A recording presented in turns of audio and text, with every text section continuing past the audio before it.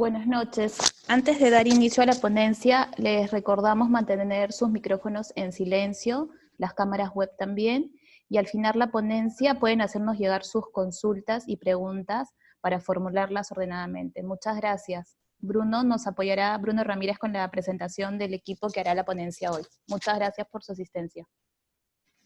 Muchas gracias, Katia.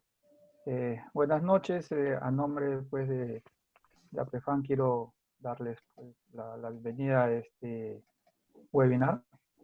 Como saben, mi nombre es Bruno Ramírez, formo parte de la Junta Directiva de APFAN. Ahora los acompaño como su moderador. Y el tema de este webinar es el agua, volviendo a valorar lo importante. La ponencia de hoy será ofrecida por los cofundadores de la empresa WaterWise, SAC, Luis Aspiva y Luis Enrique Velázquez, y estará enfocada a la historia del agua y al desarrollo e implementación de tecnologías orientadas a optimizar y potenciar el uso de agua que son relevantes para el Facility Management. Sin más, los dejo con Luis Aspiva. Adelante, Luis. Buenas noches. Muchísimas gracias en primer lugar por recibirnos en este espacio. Estamos muy agradecidos porque nos den esta oportunidad de comentarles un poquito sobre el agua. Somos personas muy entusiastas con temas de agua, nos hemos especializado en esto y creemos que las cosas que tenemos que contarles podrían ser relevantes para sus operaciones. Entonces, empezamos la presentación rápidamente para poder pasar a la parte de las preguntas más adelante, si es que hay alguna. El orden de la presentación, empezaremos con un poquito de el agua en la tierra, historia del agua, el agua y las personas, qué oportunidades hay con el agua, qué recomendaciones podemos darles, qué formas de potabilizar el agua tenemos, bueno, y ahora también vamos a tener preguntas, y les dejaremos nuestros datos de contacto si es que tienen algún tipo de dudas o consultas. Lo primero que vamos a ver es el agua y el planeta. Todos conocemos el agua, lo usamos diariamente, sabemos muchísimas cosas del agua y nos sentimos grandemente identificados con ella. Lo usamos para lavarnos, para alimentarnos, para tomarla, para producir. Conocemos muchas cosas técnicas del agua, como punto de ebullición, la fórmula química, pero hay muchas cosas que a veces se nos pasan por ese nivel de familiaridad, ¿no? Por ejemplo, ¿qué es lo que hace el agua en el cuerpo, ¿no? El agua lo que hace es mete nutrientes a las células y saca toxinas. Eso es lo que nos permite estar vivos. Adicionalmente, el agua tiene muchísimas otras propiedades en términos de limpieza, en términos de facility management, enfriamiento de equipos, etc. Pero hay muchas cosas del agua que no sabemos y esperamos que en este espacio podamos comentarles algunas cosas interesantes. Y acá hay una de las preguntas que vienen, ¿no? ¿De dónde viene el agua? No lo voy a hacer muy largo, pero en buen resumen, el agua no es proveniente enteramente del planeta Tierra. El agua se formó en el espacio, básicamente en la explosión de las estrellas, que fueron fusionando átomos hasta formar oxígeno, luego hidrógeno y oxígeno, y formando agua. Y esta está en el universo, pero es muy difícil encontrarla en estado líquido. Normalmente el agua la encuentras o congelada o manera gaseosa en el espacio. Y esto realmente es una improbabilidad matemática que tengamos agua, porque hay un rango muy pequeño para de 0 grados a 100 grados. Y eso en temperaturas universales es nada. Entonces, el agua básicamente se formó en el espacio y empezó a caer a través de meteoritos en el agua, y recién cuando se formó la capa de ozono, es donde el agua empezó a recircular y ya la tenemos como la conocemos. Pero en buen resumen, todo el agua que jamás habrá, la tenemos hoy mismo. O sea, no está llegando nueva agua, tenemos la misma cantidad de agua que teníamos desde que hay recolección histórica. Entonces, no se genera nueva. El agua que tenemos en el planeta es toda el agua que tenemos, no hay más. Y simplemente se está limpiando a través del ciclo hídrico. Y las últimas prácticas que tenemos cada vez están complicándose un poco más. El ciclo hídrico, como lo conocen, es básicamente el mar a través de la temperatura empieza a evaporarse, esto empieza a formar nubes, estas empiezan a condensarse y empiezan nuevamente a precipitarse. Y así es donde tenemos el agua salada que se empieza a limpiar y volverse agua dulce que cae obviamente en lagos, ríos, a regar plantas y poder ayudarnos en todos nuestros procesos productivos y en la vida. Pero vamos a ver un poquito la foto un poco más grande, ¿no? ¿Qué cantidad de agua tenemos? Sabemos todos que el 70% de la superficie de la Tierra está cubierta por agua. Lo que no sabemos es que el 97,5% es agua salada. Solo el 2,5% de todo el agua de la Tierra es agua dulce. Ahora, enfoquémonos en ese 2,5%. De ese 2,5%, el 70% está en glaciares, nieve o hielo, de difícil acceso. Luego, casi el 30% es aguas subterráneas. Y lo que tenemos básicamente de fácil disposición es el agua de los ríos, que es menos del 1%. Entonces, la cantidad de agua que tenemos disponible es bastante baja. ¿Cómo se usa el agua en el mundo? En promedio es aproximadamente en el sector agropecuario en el mundo es el 69%, en el sector industrial es el 19% y en el sector municipal es el 12%. Ese pie cambia muchísimo en el Perú. En el Perú, al no ser un país industrializado y no tener plantas nucleares de agua que consumen grandes cantidades de agua también, consumimos el 89% en el agro. Somos un país agrícola y el 90% casi se va en agro. El sector municipal es solamente el 9%, el industrial es el 1% y el minero también un 1%. Sabemos que hay mucha bulla alrededor de mineras con el agua, pero es básicamente por la ubicación geográfica que es en la parte superior de las montañas y la contaminación llega hasta abajo. Entonces es un problema geográfico, pero realmente el consumo de agua es bajo. Yo no sé si ustedes han oído el tema del estrés hídrico, pero básicamente este es un mapa del estrés hídrico proyectado al 2040. ¿Qué es el estrés hídrico? Es básicamente la falta de agua potable para las personas, para las industrias, para todo el mundo.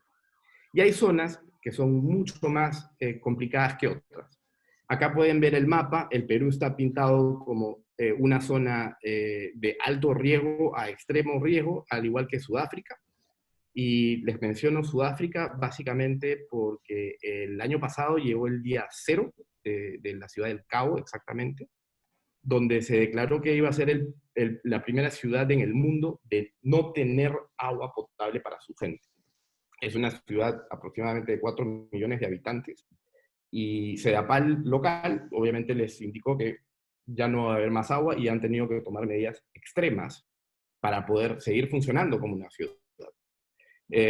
Acá les presento algunas de las medidas que tomaron, ¿no?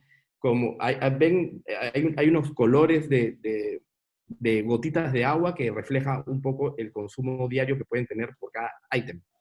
El consumo máximo que permiten por usuario en la Ciudad del Cabo a partir del evento que les comenté es 50 litros por persona. Solamente para que se haga una idea, ducharse normalmente te consume entre 100 y 150 litros de agua. Pero estos 50 litros deben durarte para ducharte, que obviamente tu ducha debe ser reducida a 90 segundos, esos son 15 litros de agua. Lavar platos y lavandería, 18 litros de agua. Jalar el inodoro, una jalada al día, y esos son 9 litros, y así diferentes ítems. O sea, si ustedes se ponen a imaginar cómo serían nuestras vidas con ese tipo de restricciones, no quiero imaginar cómo sería el ámbito productivo. Entonces, el espíritu de esta presentación es contarles lo que está pasando en el mundo para poder tomar medidas desde ya y no llegar a esos extremos. Ahora les contaré un poquito de la historia del agua y cómo ha formado las sociedades y las civilizaciones en el planeta. Como ustedes saben, todas las civilizaciones, todas las ciudades se han formado siempre alrededor de fuentes de agua. No es posible vida sin agua, sin consumir agua. Entonces, todas las comunidades empezaron a formar siempre cerca de ríos, lagos, inclusive el mar, pero cerca de un río también para poder tener el aseo y la bebida que se necesita. En el tiempo empezaron a notar que habían aguas de manantial, que eran especiales, que tenían ciertas propiedades, que tenían alto contenido mineral, que era muy bueno para la salud, para bañarse, y que le daba ciertos beneficios a la salud de las personas. Entonces empezaron a utilizar los spas, que eran aguas de manantial, para estos propósitos. Spa, esto lo hacen desde los romanos, ¿no? Luego empezaron las migraciones a las ciudades, empezó a congestionar muchísimo, y empezó el desagüe a ir, obviamente, a los sitios donde se tenían que ir, lógicamente, que eran los ríos, y no se contempló que la fuente de agua no podía ser también el desagüe en un comienzo, y los contagios de enfermedades fueron muy altos, muy severos. La mortalidad por enfermedades a través del agua eran altísimas, hasta que en 1903, en Bélgica, se lanza la primera planta de tratamiento de agua con cloro. Es la primera vez que se usa el cloro como tratamiento de agua. Y en 1908 en Jersey, en Estados Unidos, donde ya a partir de ahí todas las ciudades empezaron a ya tener plantas de tratamiento de agua para prevenir de manera drástica la mortalidad que se tenía por enfermedades. En ese momento, al comienzo, no se sabía qué pasaba hasta que encontraron la problemática y la solución. Solamente para ponerles rápidamente, la foto derecha muestra claramente cómo fue la reducción de la mortalidad por tifoidea desde la invención del cloro. Para ponerlos en perspectiva, el cloro y la penicilina son de los químicos que más han salvado vidas en el planeta Tierra. Gracias a estas soluciones, la gente pudo seguir consumiendo agua, y luego empezamos a tratar el agua y a tratarla con un poquito más de respeto. Luego de esto, ya hacemos un adelanto en el tiempo, y empezó la evolución de las botellas de plástico, las botellas PET, que se inventaron en el 73. En el 76 empezaron a cambiar la ley. Hubo un cambio legal, pero esto básicamente fue porque las aguas de manantial empezaron a ser nuevamente vistas con muy buenos ojos, por los beneficios minerales, y además para evitar las aguas contaminadas de los ríos. Y la demanda por el agua embotellada cada vez estaba creciendo más, por lo cual tuvieron que buscar las ofertas de agua. No hay suficientes fuentes de aguas manantial, entonces tuvieron que cambiar la ley para que las fuentes de manantial no sean consideradas solo las de manantial, sino digamos, las fuentes de agua conectadas a un manantial sin importar las distancias. Entonces, básicamente podían sacar agua casi de cualquier lado. Luego, en el 79, empezó la primera campaña publicitaria de agua embotellada mineral, que fue de Perrier, que fue con Orson Welles, una publicidad fantástica que disparó las ventas del agua de una manera muy importante, ¿no? Porque vendían que era agua mineral. Luego, en los 90 cambió nuevamente el modelo de negocios completamente, y cambiaron el agua de manantial a agua purificada. Básicamente eso es agua de osmosis inversa, que es agua de caño tratada, básicamente. Entonces ya no existe el concepto realmente en aguas embotelladas de manantial, sino es agua básicamente procesada de caño. Y eso ha desarrollado un mercado de conveniencia muy grande y con un crecimiento tremendo, que acá se los muestro. Como ven en el cuadro izquierdo, desde el 96 hasta el 2015 ven la curva de crecimiento de botellas de agua. El crecimiento es realmente impresionante en comparación a la línea roja, que es el decrecimiento de carbonadas. Entonces, claramente las bebidas de gaseosas están migrando a la venta de agua por la conveniencia de esto. Como ven en el cuadro de la derecha, van a ver que el crecimiento esperado de estos segmentos es principalmente en aguas embotelladas. Ahora, esto no es una historia de éxito, ¿no? Esto es todo lo contrario. Esto es una historia que no es positiva para el planeta, porque yo no sé si en el mundo se consumen 1 millón de botellas por minuto de plástico. Solo se recicla el 30%, y básicamente descomponer una botella de agua demora aproximadamente 450 años. Entonces, el daño que se le está haciendo al planeta con esto es mayor, no solamente por términos de basura, sino que empieza al plástico a descomponerse y a volverse algo que se llama microplástico. El microplástico lo consumen los animales, terminan estando en los animales y por ende los consumimos nosotros, no solamente a través de los alimentos, sino también a través del agua. Entonces, los invito a reflexionar un poco porque lo que estamos generando con las botellas de agua es un problema muy importante para el planeta. Me olvidé decirles, solamente un dato muy interesante que es, en una botella de agua, el agua cuesta, digamos, 1 centavo y la botella cuesta, o sea, en energía, el gasto en agua para procesar el agua cuesta 1 centavo, es un número inventado, pero la botella de plástico cuesta $2. O sea, es 2000 veces más caro el gasto de energía para producir el plástico que para limpiar el agua. Entonces, estamos haciendo algo mal. Esto es lo que vemos ahora. Hay islas gigantescas en el medio del mar con plástico, ríos. Simplemente estamos realmente generando un daño grande. Ahora, quiero comentarles un poco de cómo funciona el agua con ustedes, con las personas, con todos nosotros. Nosotros cuando nacemos somos básicamente agua, somos 90% agua y esto va decreciendo en el tiempo. Ojo que estoy hablando como peso. Ahora más o menos tenemos entre el 60 y 65% de agua en el cuerpo. Para ponerlo en contexto, si eres una persona que pesa 70 kilos como el gráfico muestra, 42 litros de agua son, de tus 70 kilos o 42 kilos son agua. La mayoría es líquido intracelular, es agua que está dentro de las células. Esas son las células el agua que entra a meter nutrientes y sacar toxinas. De esos 42 litros, 28. Y líquido fuera de las células son aproximadamente el 35% o 14 litros. Básicamente es sangre y líquido intersticial, que es básicamente lo que está entre órganos. Composición de los órganos, que tienen, cuánto de agua tiene, por ejemplo, el cerebro es 75% de agua, la sangre es 83% de agua, los pulmones 79% de agua. Por eso cuando te deshidratas, lo primero que pasa es se reduce el volumen de la sangre, pero lo vamos a ver en un momento. ¿Cómo absorbemos el agua? Nosotros, cuando tomamos el agua, básicamente va directamente al tracto intestinal. Del tracto intestinal pasa inmediatamente a la sangre y la sangre la distribuye a todo el cuerpo.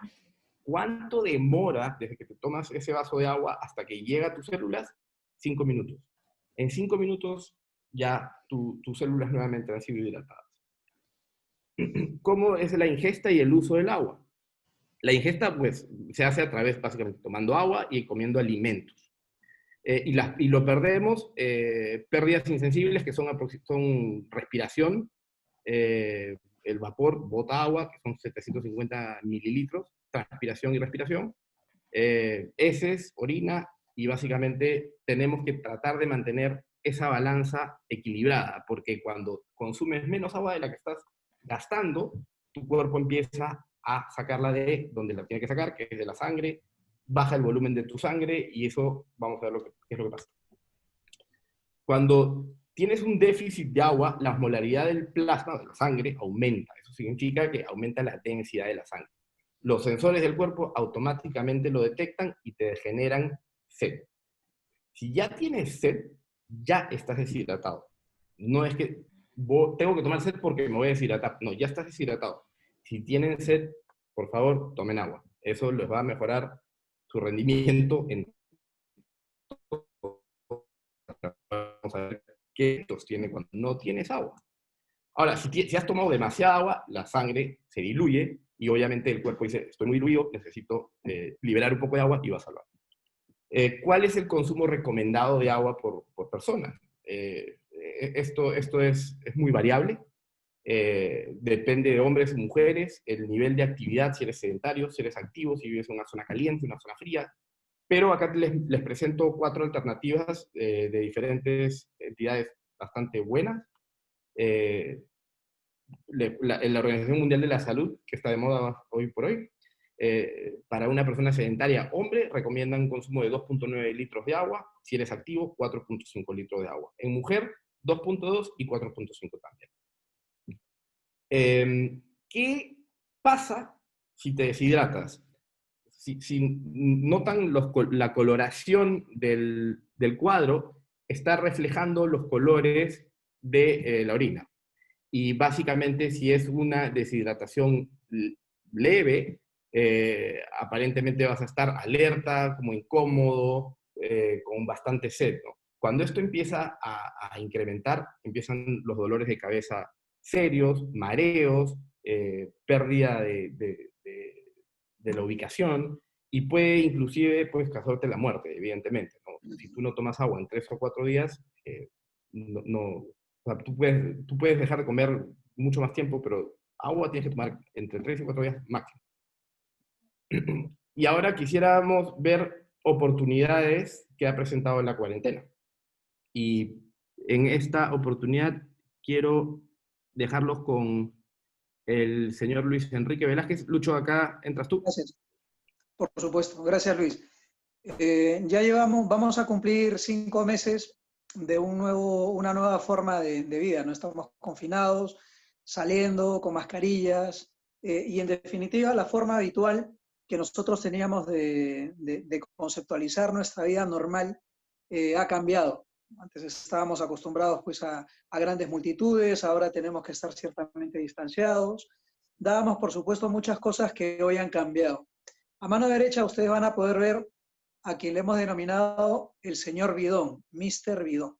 ¿No? Esa es una fotografía clásica de una persona que ahora, para abastecerse de agua, tiene que ir al supermercado y comprar, pues hay unos 40 litros de agua, con todos sus equipos de protección personal, con sus elementos de desinfección, y se comienza a dar importancia a muchas cosas que antes ciertamente no dábamos. Dale a la siguiente, por favor, Luis. Miren, estas es unas fotos espectaculares que demuestran de que lastimosamente la Tierra está mejor sin nosotros, pero nosotros no podemos vivir sin la naturaleza. Esta es una foto de Venecia, preciosa, de cómo se recuperó justo con la pandemia. En la siguiente diapositiva vamos a ver fotografías de nuestra querida Lima en tiempos de pandemia, donde el cielo, pues, antes no se veía, las montañas, teníamos un cielo oscuro, la panza de burro se llamaba, y ciertamente la atmósfera, el planeta se ha limpiado y se ha regenerado de toda la destrucción que nosotros día a día le vamos prodigando como especie humana. Dale a la siguiente, por favor. Muy bien. Entonces, este bendito virus nos ha cambiado y nos ha obligado a replantearnos muchas cosas. De hecho, el agua se ha convertido en un recurso muy preciado. Se dice que las futuras guerras van a ser por el agua, no va a ser ni por el oro ni por el petróleo, sino por el agua.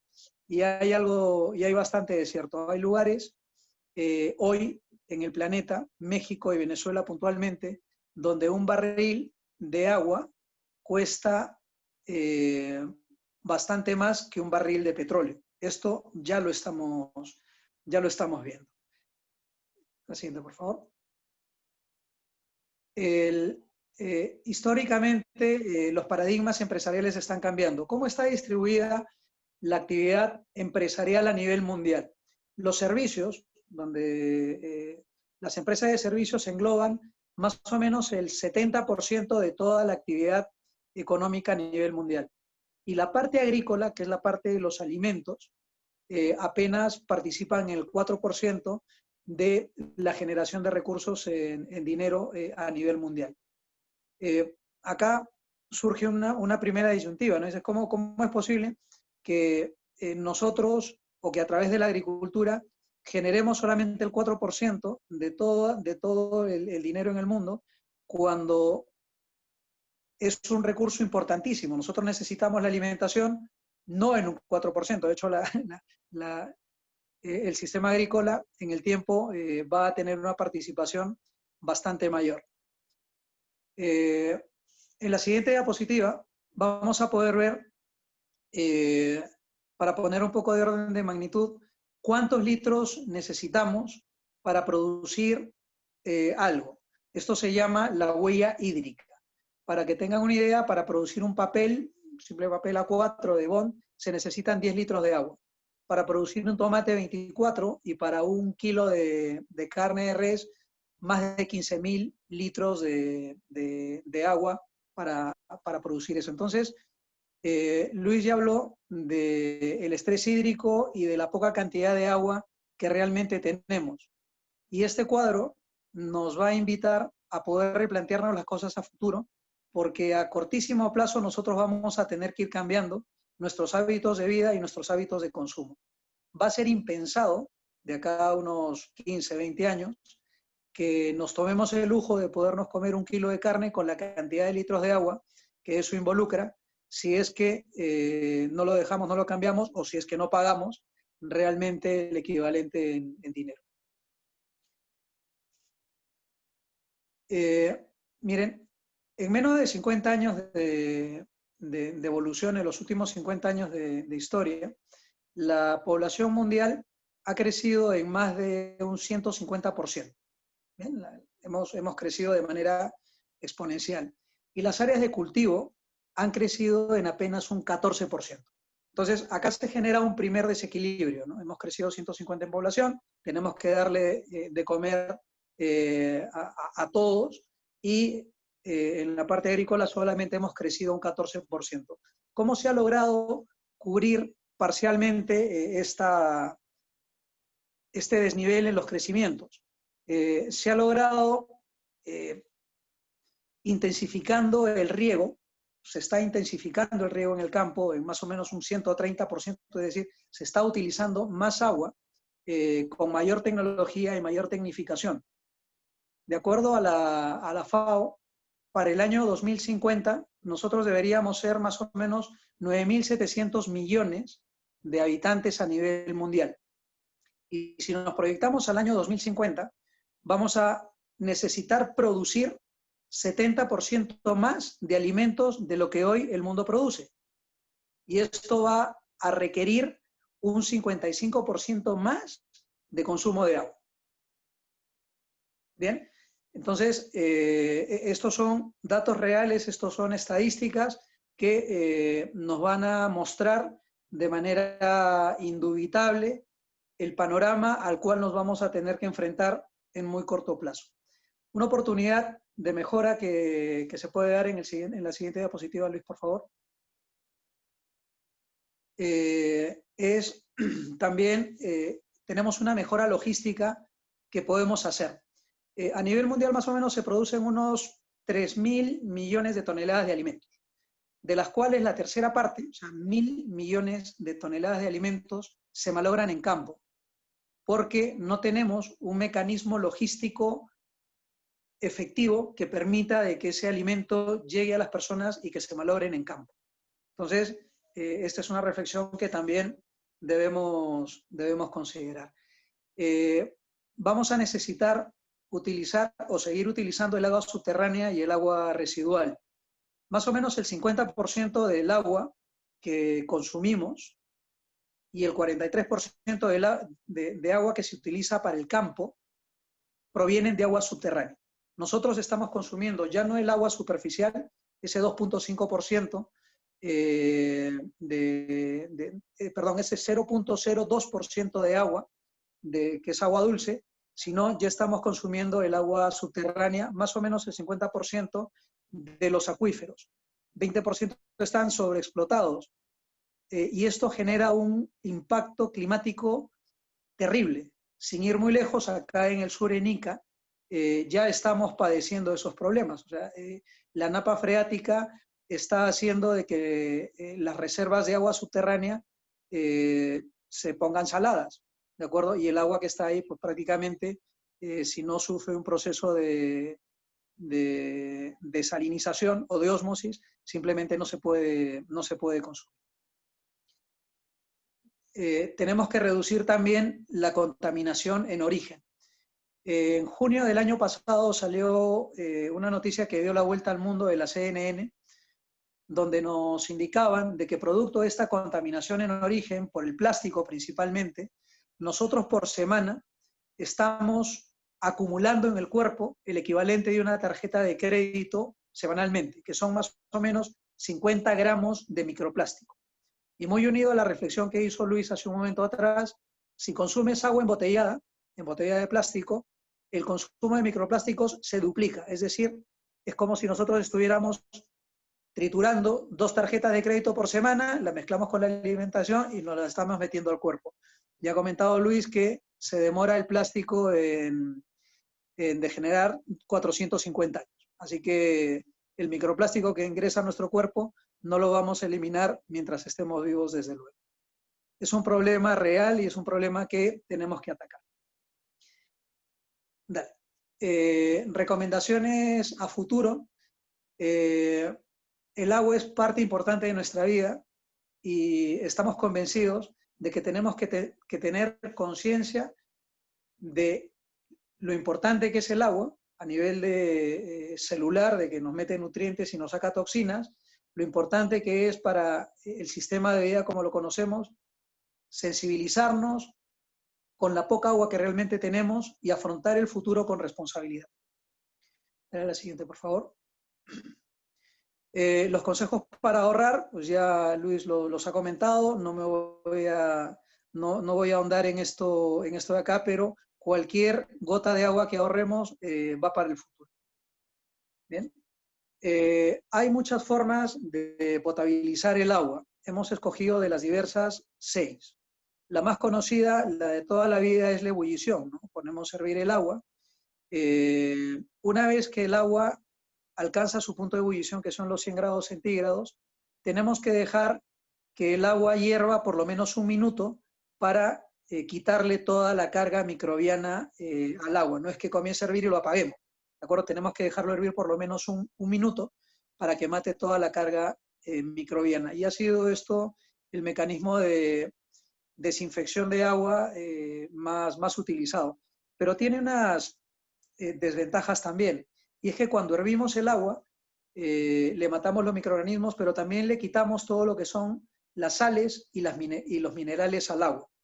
La ebullición no te elimina metales pesados, la ebullición no te elimina microplásticos y la ebullición no le quita el calcio y el magnesio al agua. Eso lo vamos a consumir después de que hayamos esperado tiempo para que el agua se enfríe y la podamos tomar con todo lo que eso implica.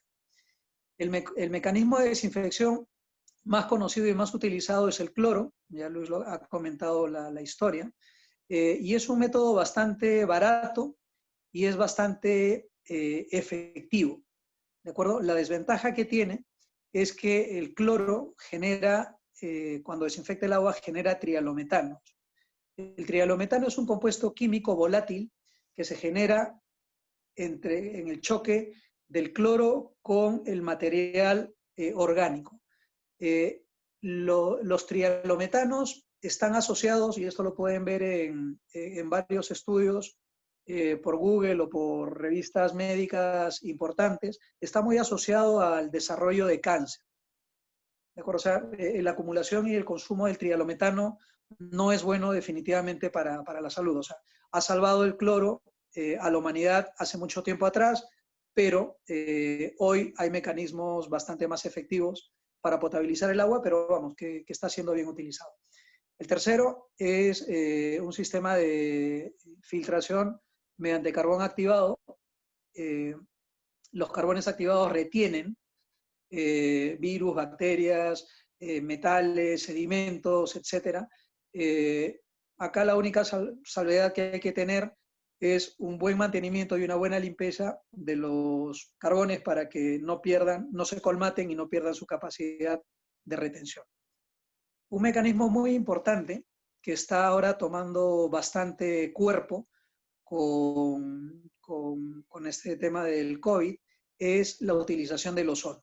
Bien, el ozono es una tecnología que existe más de 40 años atrás y no es más que meterle al agua ozono. Tenemos actualmente en el mercado tecnología que mete el ozono en nano burbujas al agua y hace que el agua, aparte de desinfectarla, desde luego, hace que el agua se convierta en un desinfectante natural. Otro mecanismo de potabilización del agua son los rayos ultravioleta, que inactivan los microorganismos, y la más conocida en el mundo industrial es la ósmosis inversa. La ósmosis inversa ataca principalmente todo lo que son los sólidos en suspensión, quita la carga de una parte del agua y carga la otra parte, o sea, el daño medioambiental que genera la ósmosis inversa es no menor, es importante, es bien fuerte. Y acá, pues a los equipos de ósmosis inversa hay que darles el mantenimiento para que puedan cumplir con la función.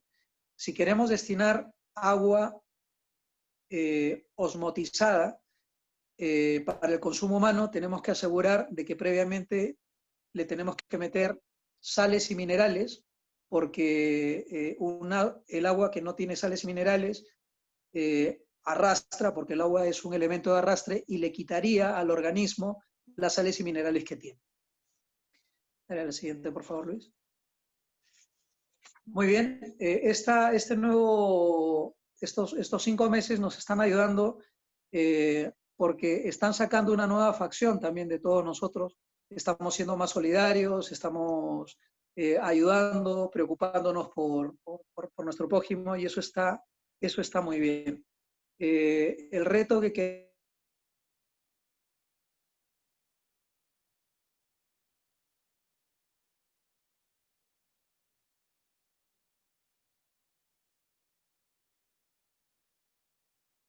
Luis,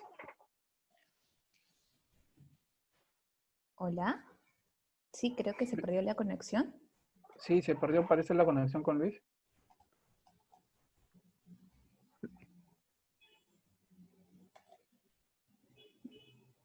Hola, sí, creo Ahí que se está. le debe haber caído la llamada, pero no se preocupe que yo lo puedo tomar de aquí.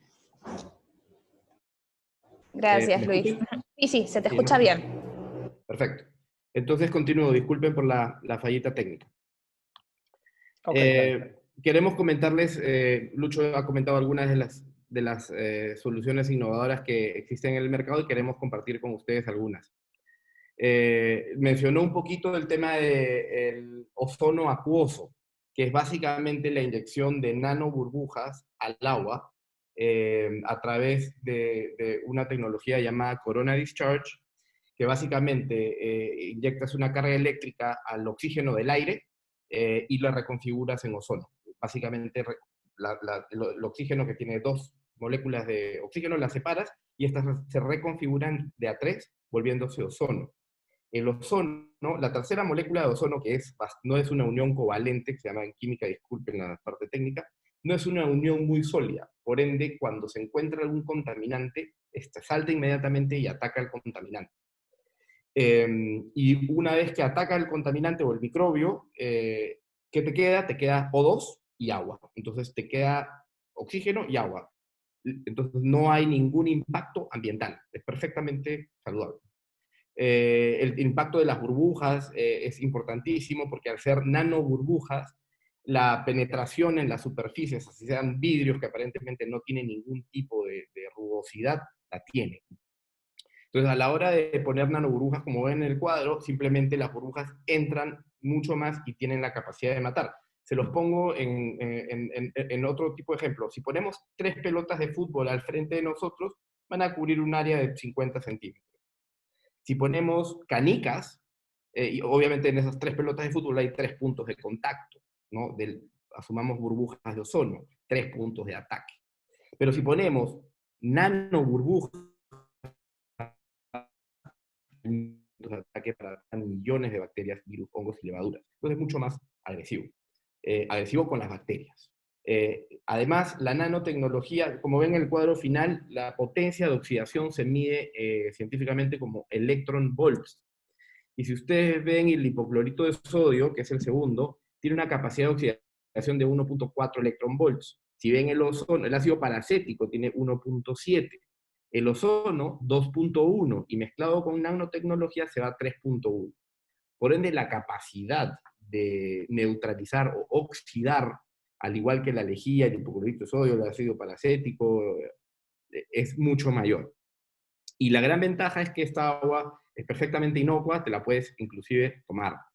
Es una tecnología bien interesante, hay diferentes tipos de equipos para todo tipo de tamaño y necesidades, 1 galón por minuto, 3 galones por minuto, y básicamente estas tecnologías reemplazan todos los químicos que se usan para desinfectar, y no se tiene que producir todos estos químicos también con agua para ahorrar en realidad agua.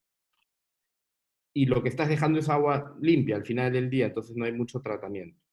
Otra tecnología muy interesante hemos visto muy frecuentemente en Facility Management es el sarro. Yo me imagino que muchos de ustedes han tenido problemas con sarro en edificios, que te bloquea tuberías, que terminan básicamente reventando tuberías y hacer paradas fuera de programación. El problema del sarro proviene de los carbonatos de calcio. Los carbonatos de calcio se cristalizan en 2 elementos, básicamente. Normalmente en un elemento que se llama calcita. La calcita es un cristal poliforme, altamente adherente, que se adhiere entre ellos y a las paredes de las tuberías y equipos.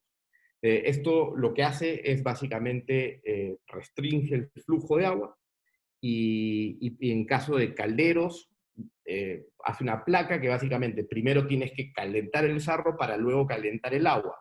Entonces, hay estadísticas que cuando tienes 1/4 de pulgada de sarro, tienes que consumir 70% más energía para lograr el mismo resultado de calentar agua. Entonces, tus costos en energía y eficiencia se van drásticamente reducidas, ¿no? Y estas tecnologías libre de electricidad básicamente, acá hay una foto de 2 tuberías, que era una tubería completamente tapada, se puso una tecnología que son resonadores magnéticos, se llaman HDMR, que empiezan a básicamente a cambiar la cristalización del carbonato de calcio a calcita hacia aragonita.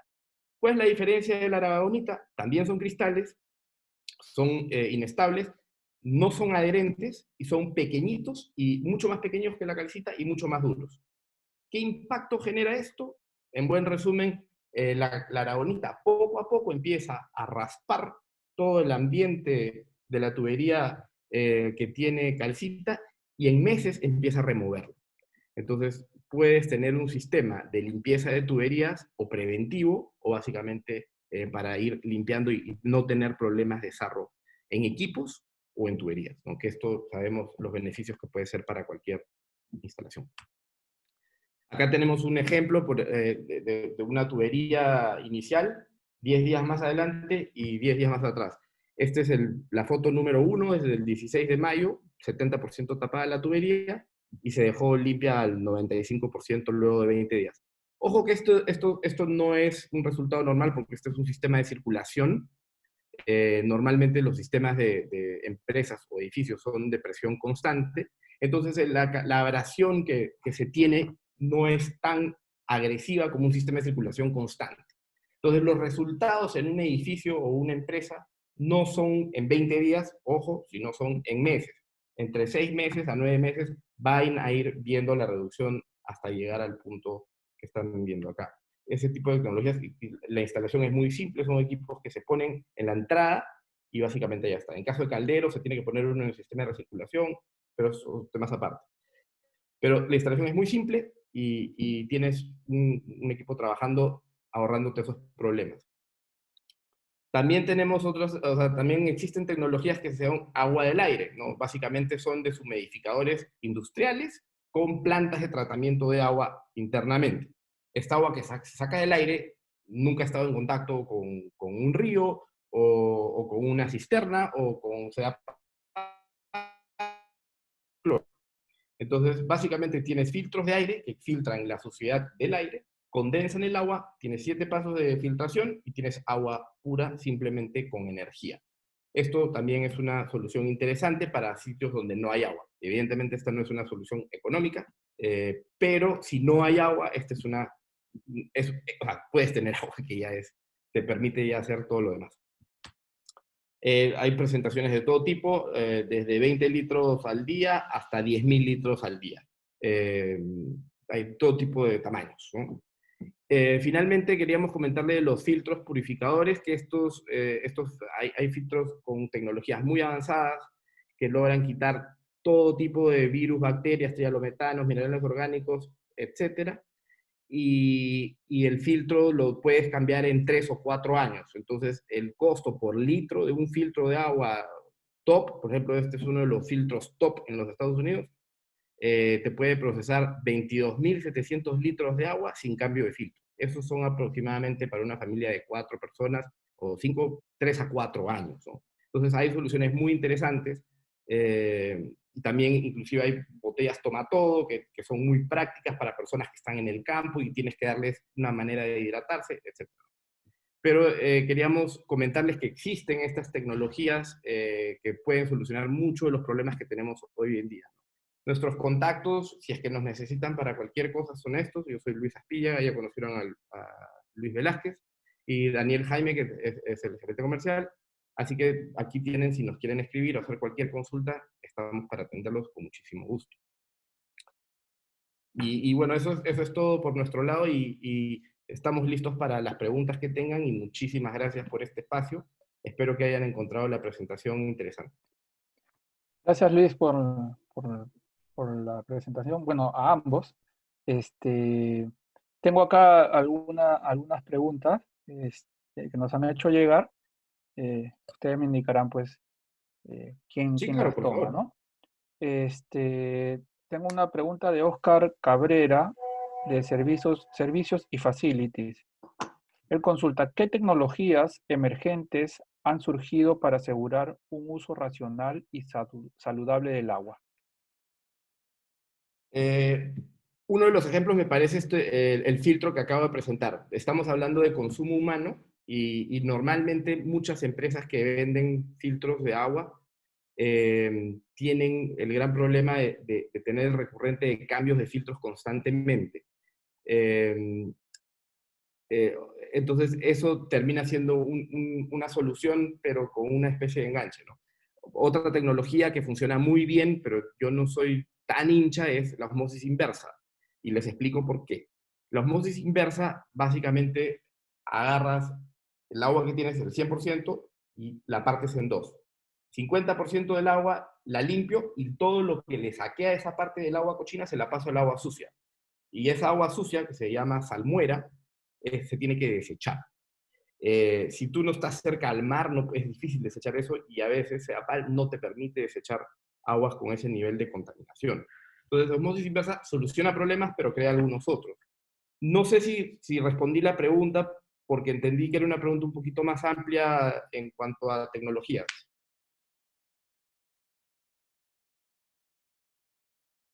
A ver, si la repito. ¿Qué tecnologías emergentes han surgido para asegurar un uso racional y saludable del agua? Bueno, sí, entonces vendrían a ser los filtros. Esas son las tecnologías que hay hoy por hoy, ¿no? Ok. Tengo la siguiente pregunta de Milton Núñez, de Aspersud. Indica que llega agua de pozos en algunas zonas en Trujillo, y a las casas llega agua con olor a azufre. ¿Qué podemos hacer?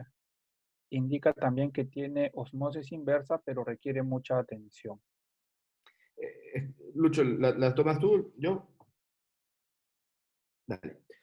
Eh, el agua en todos lados es un producto del área donde está, y de los acuíferos y de las rocas que tienen a la hora que caen, para poder, empiezan a arrastrar todo lo que está en el cauce del río. Las aguas, sí, es correcto, a veces pueden tener olores más fuertes, como el azufre, que es un olor bastante potente. Existen filtros que solucionan esa problemática, no solamente de azufre, sino de muchos otros elementos químicos, flúor, arsénico, metales pesados y muchos otros elementos. Por ejemplo, el filtro la marca esta que les hemos presentado elimina más de 200 contaminantes. Esta podría ser una alternativa que, si a él le parece interesante, le podemos mandar información un poquito más profunda del tema para que vea si esta tecnología le sirve específicamente a ellos, ¿no? Ok. Pero para eso Y, necesitaríamos una analítica de agua, pero ok. básicamente estos filtros, les pongo un ejemplo, en el filtro que hemos presentado, yo personalmente he hecho una prueba con ellos y metí agua del río Rímac. Yo me he tomado el agua del río Rímac pasado por ese filtro, enviada al laboratorio, y el agua es potable, por ejemplo, y tenía parásitos, bacterias, virus y todo lo que te puedas imaginar que puede tener el río Rímac, ¿no? Claro, definitivamente viene cargada de mucha, es muy turbia, se puede decir, ¿no? Así es, y encantado de la vida podemos compartir los resultados del laboratorio de la SGS con ustedes si así lo desean. Ok. La siguiente pregunta es de Fernando Katayama. La consulta es, ¿cuál es el equipo para quitar el caliche del agua? Se llaman resonadores magnéticos. Es una tecnología australiana que básicamente pones estos equipos en la línea de la tubería de agua de entrada a, si es que es una casa o una industria, y lo que hace esto es altera la cristalización de los carbonatos de calcio para prevenir la formación de sarro. Se llaman HDMRs, Hydrodynamic Magnetic Resonance, pero es un nombre muy complicado, por eso con cariño HDMR. Ok. Y una Eh, consulta. Sí, Perdón, dale, Luis. esta tecnología no requiere ningún tipo de fuente de alimentación ni mantenimiento. ¿De acuerdo? Estos equipos los instalas en la tubería, tienen una garantía de 15 años como mínimo, si es que funcionan con agua a temperatura normal, y si la temperatura del agua que circula por el HDMR es más de 50 grados, la garantía, porque la temperatura sí que afecta a los imanes, la garantía es de 5 años. Si sacamos el ratio del costo por cambiar la cristalización del agua y evitar el encalichamiento y oxidación interna de los equipos y de las tuberías, el costo es sumamente bajo. Y la idea es colocar estos equipos, no sé, pues si tenemos el sistema de presión constante a la salida de la inyección, o si tenemos un tanque elevado a la salida del tanque, o sea, sería como para todo un edificio. Así es, siempre debe estar después de la bomba y después de la cisterna. Nunca debe estar instalado para acumular agua, porque el agua cuando la estancas empieza a degradarse. Entonces el agua la tienes que reactivar antes del uso. Inclusive, y me parece, o sea, que es interesante ver un ejemplo, tuvimos un problema de caliche muy importante en un condominio de playa del sur, que tenían altísimos consumos de agua para sus zonas verdes de regadío, que no hemos mencionado los beneficios de regadío, y problemas altísimos de caliche. Instalaron el equipo principalmente para el tema de ahorro de agua, porque consumían muchísima agua. Lograron, porque además al reducir el tamaño de la molécula de agua, esto lo que hace es reduce el tamaño de la molécula de agua y vuelve el agua mucho más biodisponible a la célula. Entonces, nosotros, o sea, la garantía de estas tecnologías es, vas a consumir por lo menos 10% menos agua. En este caso del condominio de playa,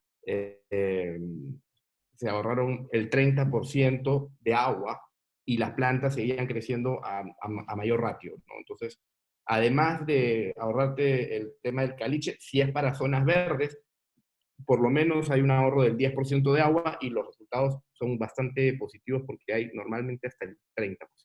Que para condominios de playa con zonas verdes muy amplias, en caso que tengan alguna empresa con áreas verdes muy amplias y los gastos de agua sean muy altos, sobre todo en zonas donde tienes que comprar agua de cisterna, etcétera, esto es una solución que va a hacer que la inversión se ahorre en 2 meses, como fue en este caso en el condominio Hacia el Sol. Ok. Y el tema de la purificación tiene diferentes niveles, o sea, o purifica si esa agua te puede servir para regadío o puede ser de consumo. También, pero esos son, o sea, si estamos hablando de plantas de tratamiento de agua, sí. Cuando uno hace el diseño de una planta de tratamiento de agua, el cliente tiene que definir lo que quiere. Por ejemplo, lo primero que tienes que definir es, esta es la calidad de agua que tengo. Te doy A y necesito B. Entonces tú me das una analítica de agua que tengo un contenido de lo que sea altísimo y necesito llevarlo a este nivel. Entonces se hace un diseño de planta que se adecue a tu necesidad de purificación, además del flujo que necesitas. Pero sí, lo que tú dices es correcto. Cada caso es un universo y se tiene que ver. Si estamos hablando de sistemas industriales, si estamos hablando de purificación de agua para consumo humano, la cosa es mucho más simple, porque los filtros estos, como te digo, aguantan el río Rímac. Bueno, tengo una siguiente pregunta de Miguel Salízar de Saizer, Facility Service. ¿Hay alguna solución o recomendación para minimizar el uso de agua pura en necesidades de los edificios como áreas verdes, refrigeración, limpieza y servicios higiénicos? Sí, para las áreas verdes creo que acabamos de dar un ejemplo que es sumamente válido. Para las áreas verdes, los resonadores magnéticos australianos, Omni Enviro, que les comenté, son los que te pueden ahorrar garantizado 10% y normalmente podemos llegar hasta un 30% para zonas de área verde. En temas de ahorro en casas es menor porque las personas van a seguir cocinando, tomando agua y lavando, y ahí el ratio de ahorro no es tan impresionante como en zonas verdes. Eh, no sé si eso responde a tu pregunta. Donde sí te ahorras eh, por ejemplo, en químicos, ¿no? Con otro tipo de productos. Por ejemplo, el ozono acuoso. Si tienes una máquina de ozono acuoso para todo un edificio, que comparten eso, inclusive los inquilinos del departamento podrían abastecerse porque es agua de caño, que no le cuesta a nadie, para dejar de utilizar más químicos. Y ahí también se ahorra agua, porque la producción de químicos requiere de mucha agua. Entonces es mejor usar el agua directamente con ozono, esta se va al desagüe y esta no tiene químicos complicados a tratar por CEDAPAL, ¿no? Y básicamente acá la pregunta, quería, pues, si es... yo Sí, con, quería complementar ahí un poco de si hay tecnologías que permiten tratar el agua de la ducha y el agua que se utiliza para lavar la ropa, por ejemplo, ¿no? Sí, es verdad. Pasan por por unas pequeñas máquinas que le dan un pequeño tratamiento y eso luego se reutiliza en los inodoros y para las plantas. O sea, o habría que construir el edificio o la casa ya con este sistema dentro de la propia concepción, o habría que hacer un diseño para generar otro sistema para poder reutilizar el agua. Pero sí, Gracias. sí hay tecnologías para poder hacer eso.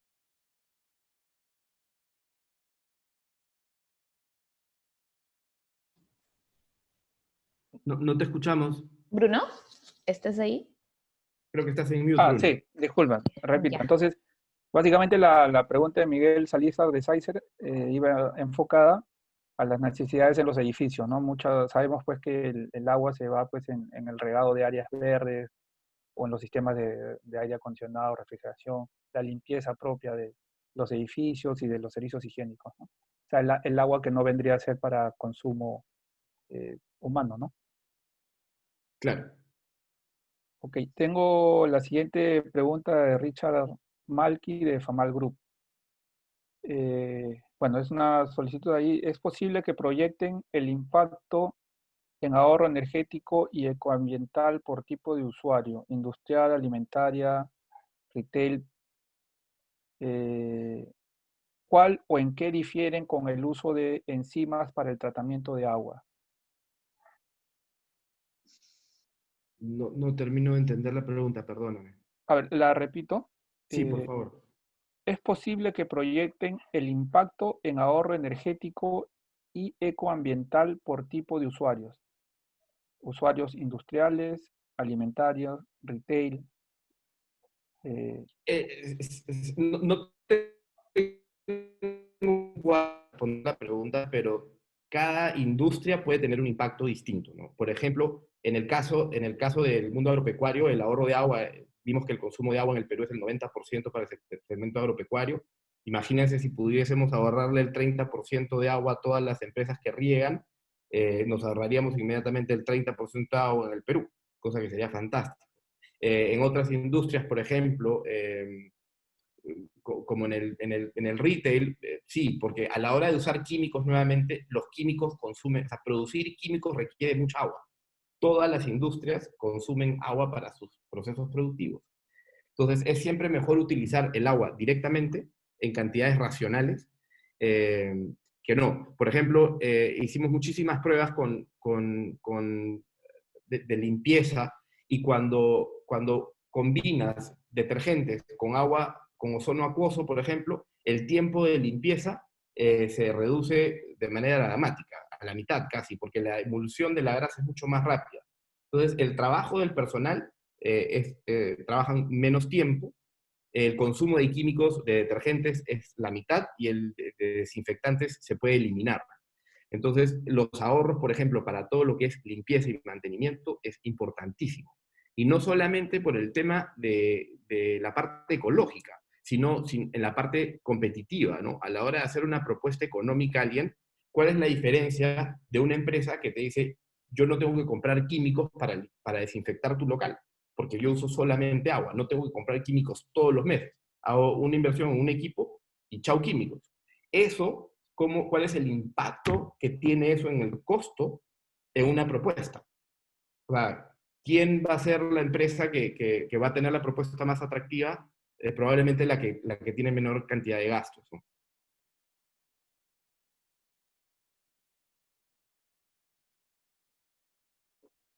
Bruno. Ok, la siguiente pregunta bueno, de Richard Malky, de Famba Group. ¿Cuál o en qué difieren con el uso de enzimas para el tratamiento de aguas? No hemos hablado mucho de tratamiento de agua. Ahorita hemos hablado de algunos filtros que no utilizan enzimas. Los filtros, si estamos hablando para tratamiento de agua, usan una combinación de 7 elementos: carbón activado, plata coloidal y otros 5 elementos que no me han querido decir porque me tendrían que matar, pero no se utilizan enzimas, sino son 5 tecnologías. ¿Aló? Uy, ¿qué pasó? Sí, Sí, te escucho. escuchamos, sí. Ah, no, es que se empezó a mover todo, pensé que había apretado algo mal, disculpen.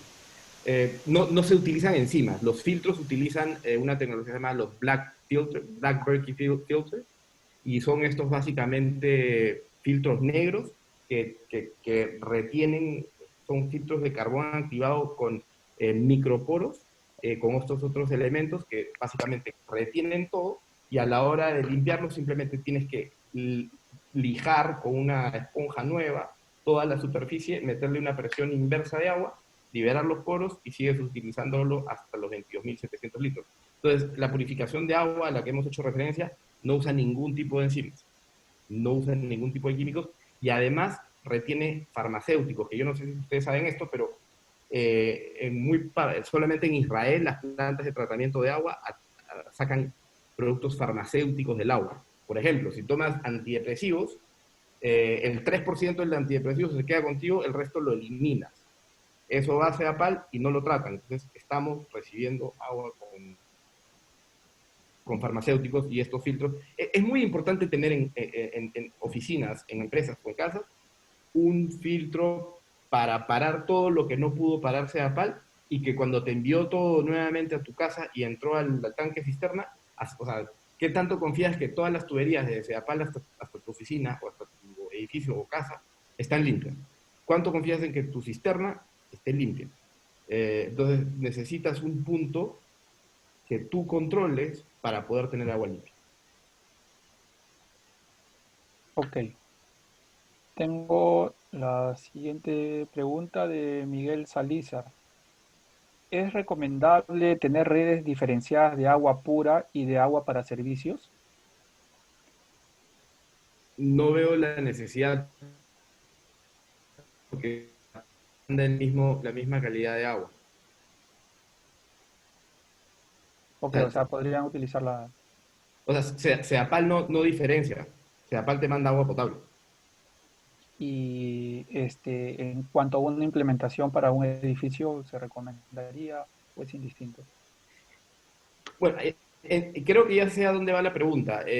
Últimamente en Europa están empezando a haber tecnologías donde, a partir del diseño del edificio, hay un sistema de recolección de agua de las duchas, de los lavamanos, que esto va a depósitos de agua que tienen una planta de tratamiento y esa se utiliza para el regadío. Eso está empezando a ser ahorita una tendencia en muchos países del mundo. Están saliendo tecnologías muy interesantes de esto, esperamos poder, tenemos nosotros algunas alternativas también, pero la dificultad es que es muy fácil hacerlo desde el diseño del edificio, pero una vez que tienes el diseño, el edificio montado, es mucho más complicado por la reconexión de tuberías, ¿no? Entonces, yo creo que esto va a ser de una penetración en el mercado inicialmente gradual hasta que se logre solucionar la dificultad técnica de romper y reconfigurar la parte de tuberías de edificio. Ok, la siguiente pregunta de Óscar Alonso Clemente. Buenas noches. Para la implementación de estos sistemas de purificación, ¿se tiene precedentes en el sector agrícola, básicamente aplicado en sistemas por goteo? Sí, hay muchos ejemplos, bueno, también en muchas partes del mundo. Acá les hemos presentado uno de los casos que es hacia el sol, también tenemos otros casos que encantado compartimos con ustedes. Hicimos una instalación para ver arándanos, donde incrementó la producción de arándanos en un 10%, en base a o sea, básicamente para un segmento de arándanos se le colocaron los resonadores para reducir el tamaño de la molécula y se logró una productividad del 10% superior al resto de los campos. Entonces existen estos tipos de cosas. Ok, la siguiente pregunta de Miguel Salízar Paredes de Saizer. ¿Podrían comentarnos algo sobre la necesidad de ir controlando la composición de las aguas residuales de los edificios? ¿Se avecina alguna norma de los organismos ambientales al respecto? Sí. No sé si han notado en los últimos años que el agua ha venido subiendo. El precio del agua realmente no es el correcto. El agua debería costar bastante más. En realidad somos un país con agua bastante barata. Nos cuesta 8 soles el cubo de agua y eso incluye el desagüe por 1000 litros de agua y eso no está mal. El problema que tiene Sedapal es que Sedapal está cada vez regulando más cómo tú botas el agua. Y sí, y te respondo la pregunta con un ejemplo. Por ejemplo, en varias partes de Europa y en Israel, por ejemplo, tienes los hospitales botan una cantidad de contaminación importante, ¿no? Por la cantidad de farmacéuticos que usan, etcétera. Desechos contaminados. Entonces, los gobiernos lo que están haciendo es que cada empresa que contamine más tiene que tener su propia planta de tratamiento para poder botar agua menos contaminada nuevamente a la red. O sea, te están devolviendo el trabajo de limpiar el agua que has contaminado a ti mismo. De otra manera, lo tienes que pagar de otra manera. Entonces, eso te caen multas o te cierran el desagüe. O sea, PAL lo que hace es cuando tú, de manera reiterativa, no cumples con los estándares del desecho de agua, con ninguno de los ECAs que hay, el ECA 1, el ECA 2, el ECA 3, cuando es reiterativo, te cierran el desagüe. Y quiero ver quién puede producir con el desagüe cerrado. No hay forma, definitivamente. Complicado, sí. Sí. A ver, tengo la última pregunta. Nos escribe Martín, no indica su apellido. Buenas noches. En los centros comerciales sabes que se consume mucha agua, pero la mayoría se va a servicios y jardines.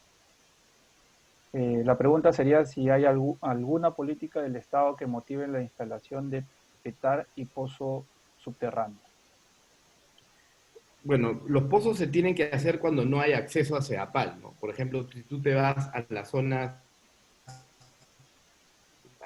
de Lima, ahí se tiene que trabajar a través de pozos, ¿no?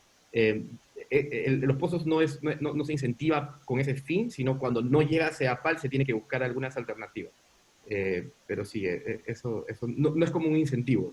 Y realmente, creo que lo mencionó Lucho en algún momento, el agua que utilizas de pozo son las reservas de agua. Y cuando tú empiezas a consumir las aguas de pozo, empiezas a bajar el contenido de agua de los pozos, y si estás, por ejemplo, cerca de la playa, empieza a percolar y el agua salada empieza a entrar, cosa que está pasando en Ica. las aguas de regadío subterráneas están cada vez más saladas. La conductividad del agua se está elevando, las partes por millón de sal se están elevando, eso sala los suelos y a la hora de salar los suelos no tiene la misma capacidad de hidratar a las plantas y la productividad de los suelos empieza a decrecer. Entonces es un problema importante. Entonces no deberíamos ser un poquito más conscientes de eso, pero a veces las emergencias nos ganan. Bueno, muchas gracias Luis Astiaga, muchas gracias Luis Enrique. No sé si es que tuvieran algún comentario final para ir cerrando el webinar. De mi lado, agradecerles mucho por este espacio.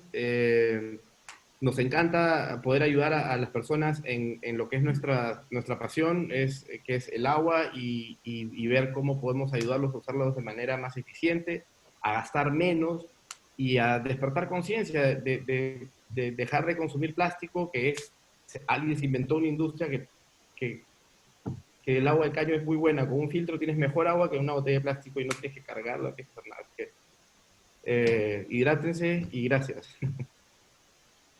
Luis Enrique. Yo quería agradecerles también la oportunidad por dejarnos de poder participar acá en APFAM y dejar los contactos totalmente abiertos para, de manera totalmente desinteresada, poderles asesorar y ayudar en lo que ustedes puedan requerir en los proyectos que tengan. Muchas gracias por su colaboración. De más está decirle, pues, bueno, definitivamente el agua es un elemento vital, ¿no? Esperemos, pues, que las regulaciones se vayan dando para preservarla, ¿no?